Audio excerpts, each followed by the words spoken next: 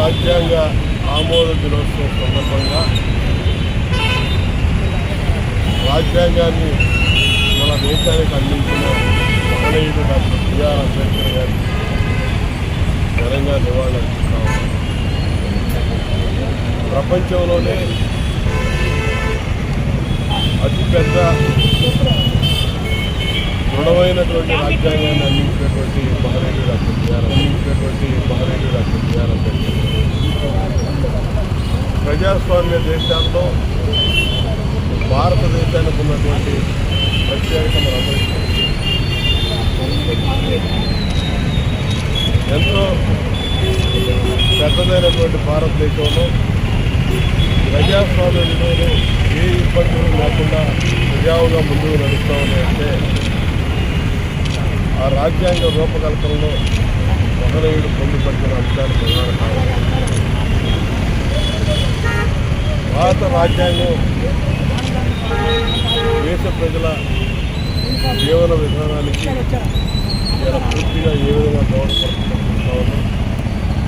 రాజ్యాంగం యొక్క గొప్పతనం ప్రతి 5 సంవత్సరాలకు ఒకసారి ట్రాన్స్ఫర్మేషన్ ఆఫ్ పవర్ ఏ విధంగా జరుగుతూ ఉందో ప్రపంచ దేశాలు అన్నింటికంటే నిన్నగా భారతదేశంలో అది అమలవుతూ ఉంది. దానికి కారణం డాక్టర్ బిఆర్ అంబేద్కర్ గారు.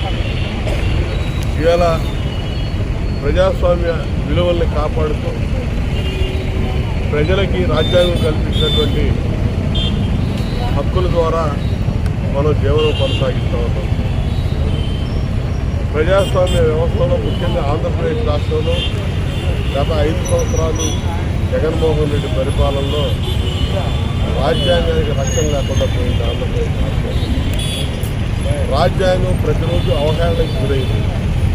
అటువంటి పరిస్థితుల్లో 5 ఏళ్ల క్రితం అధికారంలోకి వచ్చినటువంటి చంద్రబాబు నాయుడు గారి నేతృత్వంలో మళ్ళా రాజ్యాంగ విలువలను పరిరక్షిస్తూ ఈ రాష్ట్రంలో అన్ని హక్కులను పరిరక్షిస్తూ మన మనుగడ ముందుకు తీసుకెళ్ళడానికి ఉద్దేశంగా కృషి చేస్తున్నారు.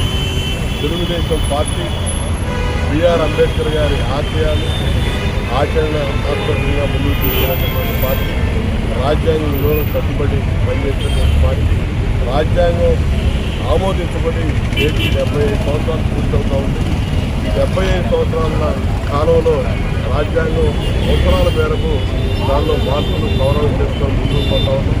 సరళమైన దృఢమైన రాజ్యాంగంగా భారతదేశంలో రాజ్యాంగం పేరు ప్రఖ్యాతం సంపాదించింది. నిన్నటికి వెళ్ళే రాజ్యాంగ పీఠికలో ఉన్నటువంటి లౌకికవాదం, సామ్యవాదం అనే పదాలు కూడా తొలగించాలని కొంతమంది పులిస్తులు పడినా కూడా సుప్రీంకోర్టు కూడా దాన్ని అడ్డుకొని ఇవాళ ప్రజాస్వామ్య విలువల్ని పరిరక్షిస్తూ రాజ్యాంగం దృఢంగా ఏర్పాటు చేసినటువంటి అంబేద్కర్ గారి యొక్క కాన్సెప్ట్ సుప్రీంకోర్టు కూడా నిన్నటి చెప్పడం అనేది అందరూ కూడా ఆమోదయోగ్యమైనటువంటి ఎంతో ఆనందించారు. ఇటువంటి పరిస్థితుల్లో రాజ్యాంగాన్ని అందరం కూడా భారత పౌరులందరూ పరిరక్షించుకోవాల్సిన అవసరం ఉంది. రాజ్యాంగ విలువలు కాపాడుకోవాల్సిన అవసరం ఉంది. రాజ్యాంగాన్ని ఎన్నో ప్రయాసలు కూర్చి నిర్మాణం చేసినటువంటి డాక్టర్ అంబేద్కర్ గారి స్ఫూర్తితో మనందరం కూడా ముందుకు నడవాల్సిన అవసరం ఉందని చెప్పి అదే రాజ్యాంగ నిర్మాణం మనకు ఇచ్చే నిజమైన నివాళులు ఈ సందర్భంగా తెలియజేస్తూ ఆ మహనీయులు నివాళులు